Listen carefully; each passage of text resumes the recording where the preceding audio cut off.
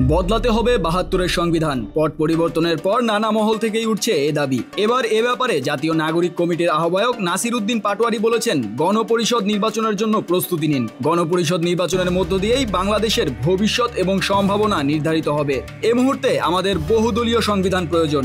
সবাইকে ঐক্যবদ্ধ হয়ে মুজিববাদী সংবিধান থেকে বের হতে হবে।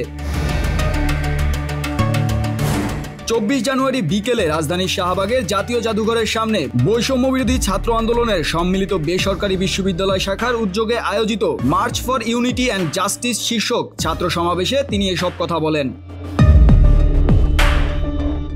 মূলত গণপরিষদ হলো কতিপয় ব্যক্তিবর্গের সমাবেশ, যারা কোনো একটি দেশের সংবিধান বা গঠনতন্ত্র প্রণয়ন কিংবা সংস্কারের জন্য সমবেত হয়। সংবিধান সভার সদস্যরা সাধারণত জনগণের ভোটে নির্বাচিত হয়। নাসির উদ্দিন পাটোয়ারি বলেন, বহুদলীয় সংবিধান রচনার জন্য বর্তমানে একটি সুযোগ তৈরি হয়েছে। দেশের সব শ্রেণী পেশার মানুষজনকে ঐক্যবদ্ধ হয়ে গণপরিষদ নির্বাচনের দিকে এগিয়ে যেতে হবে। গণপরিষদ নির্বাচনের মধ্যে বাংলাদেশের ২৪ গণঅভ্যুত্থানে যেসব শ্রমিকরা শহীদ হয়েছেন তাদের কথা থাকতে হবে। গণপরিষদের সংবিধানে আমাদের মা এবং বোনদের অধিকারের প্রশ্নগুলো লেখা থাকতে হবে। আমরা এমন একটি সংবিধান চাই যেখানে কোনো রাষ্ট্রের কাছে গোলামির জিঞ্জিরে আবদ্ধ থাকতে হবে না। আমরা গণপরিষদের মাধ্যমে এমন একটি সংবিধান চাই যে সংবিধানের মধ্য দিয়ে আর কোনো ফ্যাসিস্ট বাংলাদেশে মাথা তুলে দাঁড়াতে পারবে না।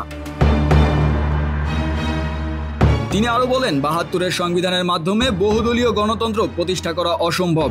বহুদলীয় গণতন্ত্র একদলীয় সংবিধানের মাধ্যমে হতে পারে না। বহুদলীয় সংবিধান জনগণের সামনে দিতে হবে। এর মধ্যে আমাদের বাধা দিতে কেউ আসলে তার পরিণতি শেখ হাসিনার মতো হবে। কেউ যদি দেশীয় আন্তর্জাতিক কোনো ষড়যন্ত্র করতে চায় তাহলে তাদের বিরুদ্ধে রাজপথে লড়াই হবে।